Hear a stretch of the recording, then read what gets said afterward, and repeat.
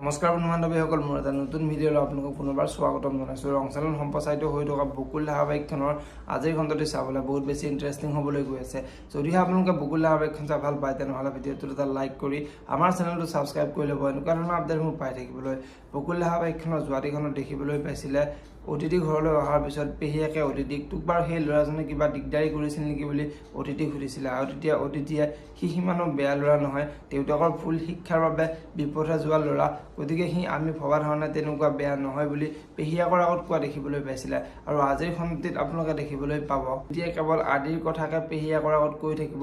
আৰু তেতিয়া পেহীয়েকৰ অলপ সন্দেহ হ'ব আৰু পেহীয়েকে তই যে কেৱল আদিৰ কথাকে কৈ আছ, তই বাৰু আদিৰ প্ৰেমত পৰিছ নেকি বুলি অতিথিক সুধিব। এতিয়া বাৰু অতিথিয়ে পেহীয়েকক কি ক'ব দেখিবলৈ পাব বকুল ধাৰাবাহিকখনৰ আজিৰ খণ্ডটিত।